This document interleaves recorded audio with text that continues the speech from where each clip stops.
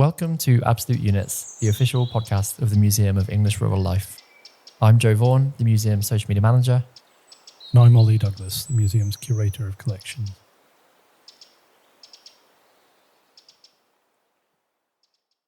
So for this episode, we're thrilled to be welcoming onto the podcast George Monbiot. George needs no introduction, but he's a Guardian journalist. He's author of many books, including Feral and Regenesis, covering topics as broad as rewilding and the future of food globally.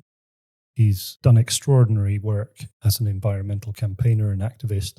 He's fascinating. Yeah, he's absolutely brilliant, and it was a total privilege to be able to speak to him. We're going to divide this into two episodes. We were with George for about an hour. We'll have two slightly shorter than usual episodes rather than one mega long one. We covered a huge range of topics, which is perhaps unsurprising given George's expertise and knowledge. But some of those subjects included colonialism, market capitalism, the relationship between people and land, the importance of future-proofing our farming and our nature recovery. Huge range of topics. Enjoy.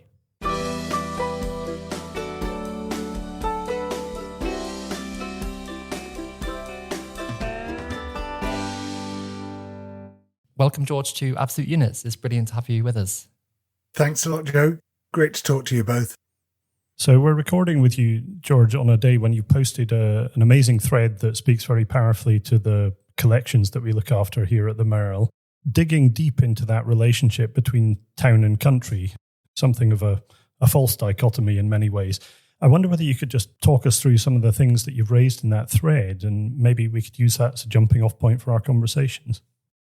Thanks, Ollie. Yes, I think that's a good place to start. So it was triggered by the spectacular win by Zoran Mamdani in New York. And I was saying that this is going to trigger a whole load of anti-urban sentiment and conspiracy theories in the United States, building on some of the themes that the far right has been exploiting for a while. That the city is evil and corrupt. It's a seething mass, a morass of immigrants and alien ideas and Antifa and trans ideology and all these things that the far right hates. And the countryside, by contrast, is pure and innocent. This has become a very big theme around the world now, and we're told that our cities are no-go zones and you're more likely to get your throat cut than arrive at your destination if you travel on the underground, etc. But it's actually a very old set of ideas. It goes back to the Old Testament, the prophets railing against the cities. It goes back in the secular tradition to Theocritus in Alexandria, looking back wistfully to his childhood home of Sicily. And then that theme gets picked up by Virgil and others. Of course, it resurges in the Renaissance with all the pastoral poetry and pastoral drama right across Europe. Interestingly, the Chinese tradition is quite similar. There's loads of rural poetry contrasting the pure and innocent life of the countryside with the corrupt life of the cities.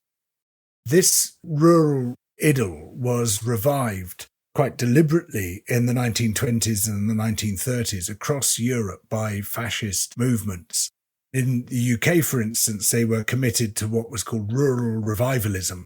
The countryside is a true seat of England.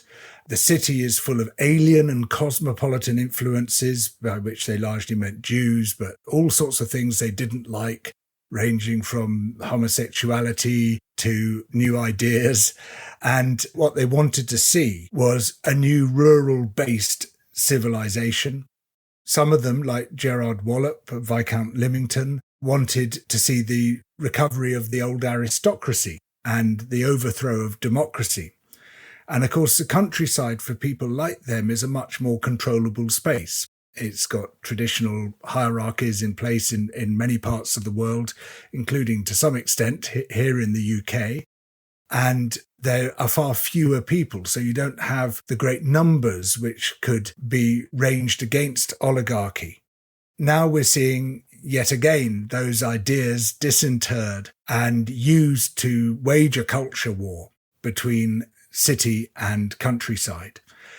this divide is something which is being deliberately created as part of the whole polarization of politics that the far right seeks. Now, my position is that I like both the countryside and the city. I think they both have many virtues, and I have kind of a foot in each camp in that I was brought up in the countryside. I lived for quite a long time in the city, and now I live back in the countryside. And I love the countryside, and there's a lot about the city that I admire as well. I believe this isn't actually a great political divide. In fact, there's some very interesting recent research showing that the way rural people in Britain see the world is very similar to the way that city people see the world. But there are people who are trying to set us against each other for their own political purposes. So over a decade ago, I think you spoke at a conference at the University of Reading, which was all about the contested countryside, which led to an amazing book, actually, which brings together essays about the organic movement and about farm protest. Some really interesting pieces of work in there. That thread again this morning, it pays reference to a couple of figures from that proto-organic movement of the 1930s and 40s, Dorian Jenks, Rolf Gardner. There's obviously that complexity around ideas to do with organics and blood and soil, these kind of mixtures of ideologies, I guess. Some of this comes through in your book, Regenesis, which speaks to the massive complexity of some of the challenges around food systems and our relationship to the environment. I wonder whether you could just talk a little bit about complexity, because it's where you kick off that book and you end with questions of complexity, also bound up in questions of the pastoral and those Georgic traditions as well. So lots of sort of intermingling ideas there. Indeed. Well, I mean, we should distinguish to begin with between the complex and the complicated. And what we're talking about are both complex and complicated. But so, for instance, a car engine is complicated. It's got lots of different parts. And to make it work, all of those parts have to be working. But it's not complex in the sense of a complex system. It works in linear and predictable ways. But just about everything more important to us than car engines, the human brain, the human body, human society, the atmosphere, ecosystems, the world's ice and snow, ocean circulation, atmospheric circulation, all of that are complex systems which operate according to a set of rules which are actually fairly simple in concept, but extremely complex in their execution. You've got billions of decision units or of components interacting in ways that create patterns that are not predictable by looking at the components in isolation. They create feedback loops, which when the system is not subject to too great an external pressure, stabilize that system. And when the system begins to break down, they can accelerate its breakdown. So Regenesis is very much involved with complex systems. It's looking at how the global food system is a complex system which is in danger of collapse. It's looking at how global ecosystems are complex systems in danger of collapse. But it's also looking at how human society is a complex system which can shift very quickly from one equilibrium state to another and can do so potentially in very positive ways. I feel like speaking to Regenesis and also the thread this morning, the work you're doing and the work you've just described in terms of the kind of complex system of human society, but also rural landscapes and the division between rural and the urban, it's an amazing way of synthesizing together virtually everything we've covered on the podcast today in all our various episodes. You've started back in antiquity, you've gone into the medieval and beyond. And I think actually talking about events as recent as today, this morning I woke up and saw people who'd been at the celebrations in New York last night still posting on Blue Sky about what they've been doing. It feels really profound almost to be talking about the history of these really complex things right up to the live moment. Yes. You feel relevant, yeah. We feel relevant. Well, yeah, exactly.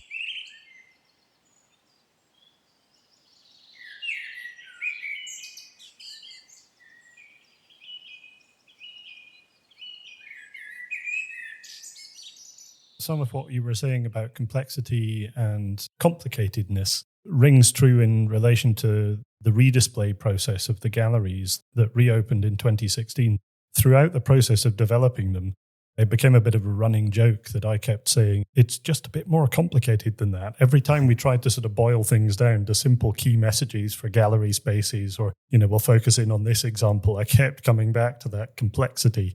We included certain things and we excluded others. And since then, we've realized that in about 15,000 words of gallery text on the walls, we mention the rest of the world in about 2 places, which is an extraordinary oversight. And we also didn't do much that connected through to pretty critical and key relationships between these collections and nature, the degree to which we're more than human and other than human, interconnected with the natural world. All of this comes through amazingly in your writing over the years. And I wonder whether you reflected on those things when you experienced the Merrill Galleries. What jumped out to you, either that was missing or that perhaps we could have done more of in those spaces? I mean, I really enjoyed visiting. And in fact, I did so twice when I was having treatment at the Royal Berks Hospital as a result of prostate cancer. You were, of course, just around the corner from the Royal Berks, and it was a wonderful break to be able to take from the fairly grim stuff that I was involved with within the hospital. That's lovely to hear, actually, because we get many people coming from that path. So I'm really glad you've enjoyed your visit on that break. Yeah, it's just so lovely to be able to cross a couple of streets and absorb myself in this completely different world with a totally different aesthetic to the very hard lines of the hospital and these beautiful absorbing stories. I mean, I don't think I can give a reasonable overview of the whole work of the museum because, as you said, it's complicated. There's a lot there. But Ollie, you touched on a couple of themes I find very interesting, and one of them is the relationship between the British countryside and other countrysides and other economies around the world, and the sort of colonial suction of resources from those economies and how that interacts with the economy of the countryside here. The Corn Laws was one of those great inflection points, the repeal of the Corn Laws, and created this massive political division and set in train the competition between farming here and farming in the colonies. In fact, to go back to the previous question, the fascists in the 1930s here were effectively calling for a return to the Corn Laws and railing against imports from Argentina and elsewhere. Would you be able to briefly explain the Corn Laws, George? So this is effectively about agricultural protectionism, whether we defend farmers in this country from more competitive markets abroad, or whether we reduce the price of food in this country by enabling imports from those often more competitive markets. One of the very interesting impacts of the repeal of the Corn Laws and the globalization of trade, the suction of goods from the colonies, is the way that it changed the British diet. And we have this mythology which we could call the roast beef of Old England. In the old days, everybody used to eat beef. And while our farm economy was largely home produced, very few people could afford to eat beef or meat at all, except really on feast days, only very occasionally. And a very large part of our diet, our source of protein, was what we now call dal.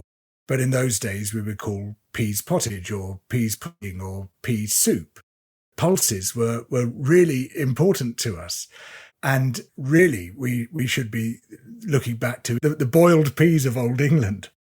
It was only with imports from the colonies, from Argentina, from Australia, from Canada, from New Zealand, once they learnt means of preserving and transporting meat in bulk, that meat eating became much more widespread in this country.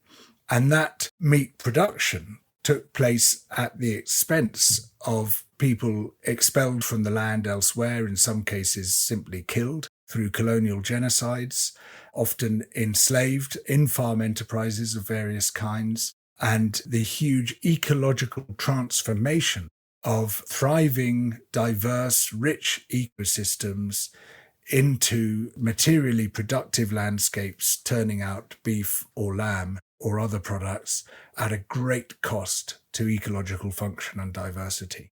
I love the boiled peas of Old England. It reminds me actually of an earlier episode we did with an artist who goes by Man in the Woods. We were chatting with him about creating art to reflect weird rural England today.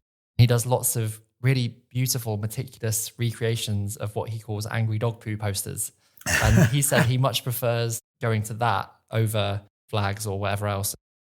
I guess it's coupling that sense of the roast beef of old England and also the purity of the countryside. There's something in there about the quaint and rural and unpacking that. Well, we are constantly backcasting tradition and saying, this is the way that people always live. This is the way that they were. So, a classic example is family life. We lived in nuclear families and society has gone horribly wrong because the nuclear family has broken down. Well, there's a fascinating book by John R. Gillis called A World of Our Own Making, which looks at what family life was really like across the ages. And it was radically different to our view of family life. Children were very often brought up in other people's households. There were a massive number of different forms in which people lived together. He points out that in the 14th century, gay men could get married in church. So, the idea that, there is only one way in which we live, there is a traditional way, and everything has been a degradation from that way, is just completely false. And the same applies to our views of what rural life was like. So, for instance, if you go to the hill areas of Britain, people will say, we farm sheep, we've always farmed sheep, this is the only way it's been and this is the only way it can be. But when you look at what's actually happened, you find that there are often far more mixed farming economies, that people grew all sorts of crops and kept all sorts of animals. They did so in very different ways to today, that today's form of sheep farming is almost entirely the result of subsidies, and it's wholly contingent on those subsidies. It's very untraditional, quad bikes and steel barns and supplementary feeding and veterinary medicine, modern veterinary medicine, all sorts of ways in which it's radically different from how it used to be. But we backcast and we then use that politically to say it can't change. It's always been like this, so it can't change. And I think that really holds us back and prevents us often from having a more inclusive, a more dynamic countryside, one in which a larger range of voices are heard and in which we can have a more open conversation about the optimal uses of land. So, for instance, in the upland areas, I'm very keen on seeing more trees, more wild ecosystems in places which produce very little food, but have been comprehensively trashed in the name of that food production, because sheep in particular seek out tree seedlings, they seek out all but a very tiny handful of plants and effectively eliminate ecosystems. And yet we're producing very, very little of our food that way. So to have a more open conversation with more open-ended outcomes, we need to challenge and interrogate some of our views of how the countryside used to be, of how that might differ from the way it is today, and of how it could differ in the future.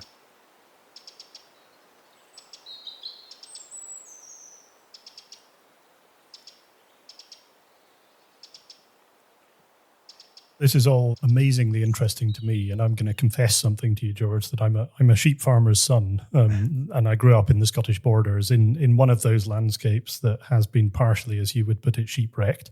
So immersed in that kind of heritage and brought up with that kind of background. But I understand exactly what you're saying, and I think the museum itself and its collections speak really powerfully to this as well. It was established at a very particular moment in 1951. Post-Second World War. It's in the peak of the Green Revolution, transformation of farming in Britain, things that you've written powerfully and passionately about. Essentially, the museum is something like a blueprint. It's kind of a blueprint for how to farm in a post-colonial or neo-colonial way elsewhere in the world. It's about spreading those kinds of agricultural improvements that have happened over the previous couple of hundred years and up to that moment in the mid-20th century and pushing them out to the rest of the world. So it kind of speaks to the degree to which our heritage is only a few generations deep. The collections here, the object collections, are 1750 to the present day. That's a very particular period. That's the Industrial Revolution or the British Agricultural Revolution, so-called Second Agricultural Revolution. through to the period during which the Green Revolution is emerging right to now, that's the period during which those massive transformations to those landscapes essentially occur. You know, we practice that removal of people from landscapes and replacing them with livestock. During that period, we practice it here and then we play it out in other colonial contexts around the world. This is really significant for us. If we're to unpick and critique and bring complexity to these narratives, then we need to either look back further or start looking to the future as well and telling that heritage alongside a potential set of futures. Could you give us a sense of where you think the solutions lie in terms of British farming and landscape use? What are the next steps in an ideal world for you?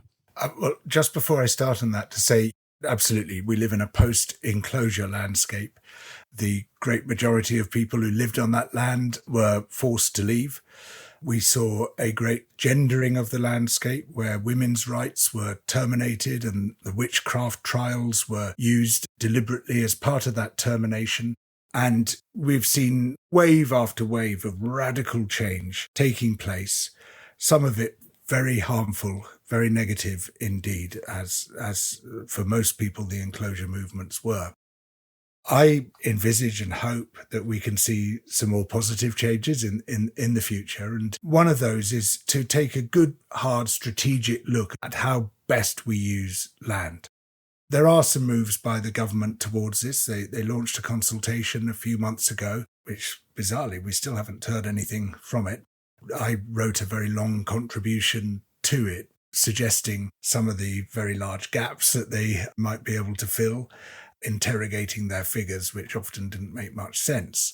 But I think what we can start looking at is a great diversification of land uses and at the same time a kind of rationalization of them. I mean, it just doesn't make sense to be pursuing food production in places which can produce only tiny amounts of food because the soil is very poor, the altitude is high, the weather is harsh, and we should encourage new economies in those places. We find that in many cases, nature-based economies employ far more people than the traditional economies do, and that the people who own and manage the land today could actually do much better. They could make much more income and secure their position in the land far more effectively than they can by chasing sheep over rain-soaked hills. Of course, it's not just in the uplands. I'd love to see change. I think we need to see, for instance, buffer zones around our rivers in the lowlands, a massive ecological improvement of our rivers, which of course are in a dire state. I would like to see a lot more work done on bringing new crops into British agriculture, particularly pulses, in finding new uses for existing crops. For instance, huge amounts of wheat don't make milling grade. The flour mills are extremely rigorous in setting their standards in ways which are beneficial only to themselves. They'll say that the moisture content must be 15%, the protein content 12.5%, the Hagberg falling number must be 300, and if you fail to hit those targets, we'll reject your wheat, and it goes for animal feed, or even worse, goes into ethanol production. So it's effectively wasted. We should find ways of relaxing those standards. We should find ways of using those grains more effectively, of finding either better ways of making bread with a more diverse set of grains. I mean, we're perfectly capable of doing it purely because the flour mills want exactly the same loaf produced 1 million times, but also looking at what else we could do with wheat. And there's loads of different potential culinary uses. So we need that diversification. We also need to see the subsidy system used more intelligently to promote environmental values, but also to keep people on the land, to ensure that employment is sustained and enhanced in the countryside. But at the same time, we also need to recognise that in England, 97% of rural people in England are not employed in farming. And we've made the mistake in the past, I think, of seeing rural policy and farm policy as one and the same thing. And as a result, 97% of people get disenfranchised in policy making. So we urgently need to address that too. I loved your framing of this as a post-enclosure world. I think a lot of what we've done in the museum is actually kind of unpack that reality and contextualize and historicize the present reality of what the countryside is. it's very easy to think of the countryside, and I've mistakenly done it when we've been recording these episodes in the past, of talking about the natural world, whereas actually it's a kind of manufactured, designed space. You know, you mentioned that there's this really serious need to think about ecological improvement. And in previous episodes and in some upcoming ones, improvement and use of land has come up a few times. We have some episodes coming out later in the year about Jane Austen. And in those, we talk about the improvement of grand estates and also social improvement between different families. It's just really interesting placing this within the historical context and looking at it in that way. Mm.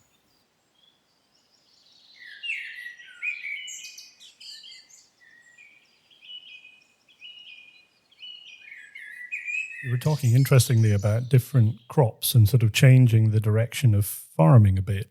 You mentioned pulses and you talked a little bit about wheat. In Regenesis, you pay a couple of references to John Letts, the archaeobotanist, who re-established heritage varieties based on smoke blackened thatch. So he looked at the sort of bottom layer of thatched cottages and looked at the spread of different grains in earlier crops, which were much more varied and diverse. And of course, this is pre-dwarf wheat, so these are much taller varieties as well. You also mention in Regenesis perennial grasses and the sort of future of different kinds of flowers, as in flower with the Hagberg, not floral flowers. There's one particular crop you mentioned called kernza, and I wondered whether you could talk through what that is. Why is that a significant shift to the kinds of crops that have preceded it? Sure, thank you. Well, to start off with, I think diversification of crops is really important.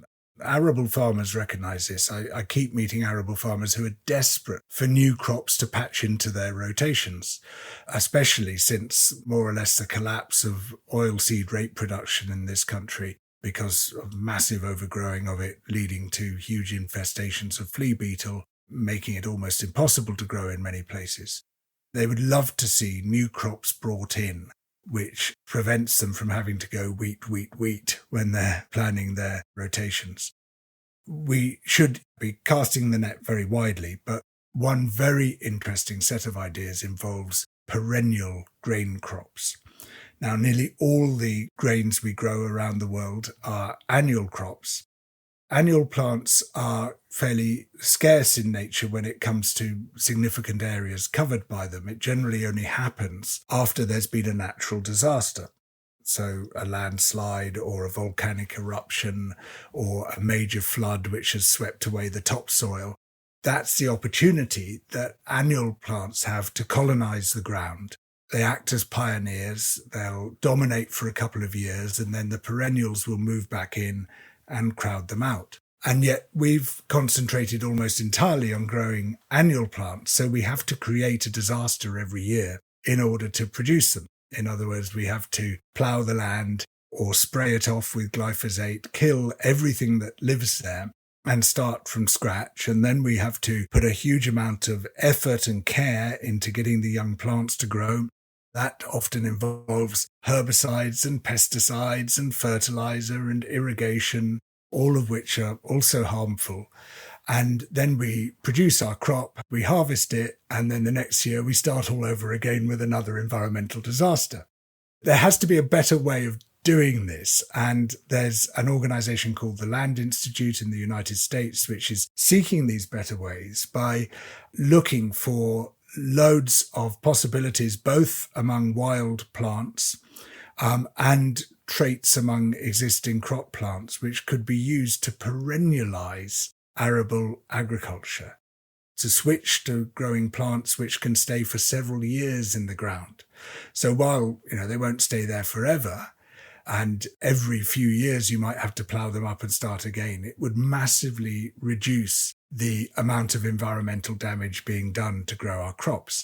The most successful one they've had so far has been a short grain rice with the romantic name of PR23, which came about through a simple crossing of a domestic short grain rice with a wild relative.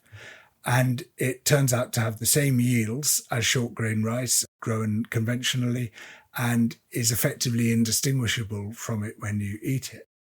As a result of which, it's massively taken off in southern China. Far less labour is required to grow it because you don't have to start again every year, and far fewer inputs are required. So it's just a lot cheaper to grow. It also causes a lot less soil erosion. We've had huge problems with rice paddies, terraces falling off the hillsides because of repeated ploughing. Well, if you can massively reduce that ploughing, and if you have a plant which has much better established, deeper roots because it's a perennial, then you're going to have much less erosion than before. So they've been able to keep those rice plants in the ground for several years and still maintain those high yields. Then there's other possibilities like Kernza that you mentioned, Ollie, which is a grass, as all our gramineous crops are, our wheat, our barley, our oats, and many others, our rice, of course, also. But this is a grass which we haven't cultivated for seed before, but it's very promising. I've eaten several bags of Kernza flour now. I've turned it into biscuits. I've turned it into cakes, into bread, into crackers, savoury crackers, into pizzas, into wraps, all sorts. And it works very well in all those circumstances. It's got a great flavour. It's nutty. It's a richer flavour than wheat, but it's not intrusive in any way. It's just got a nice savoury, almost umami taste to it. Really a very fine flour. The problem when I last checked in is that the yields are still quite low. They're only about 25% of the yields of annual wheat. And so the breeding program there is working on trying to improve those yields, because it is important that we keep yields high. One of the dangers is that we say, well, let's go back to traditional varieties, long-stemmed wheat, for instance, and that has many virtues and you can produce lovely bread. But if your yields are a fraction of what we're achieving at the moment, then you're going to need a lot more land for growing it. And the more land we use for our material production, the less land there is available for wild ecosystems. And so what might look like a lovely farming system can actually have knock-on impacts elsewhere, which are far from lovely.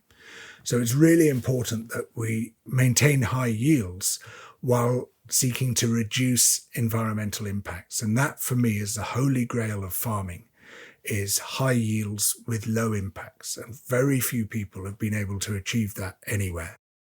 Generally, if your yields are high, your environmental impacts are high. And if your environmental impacts are low, your yields are low, which means that actually your environmental impacts are high because you're having to use more land.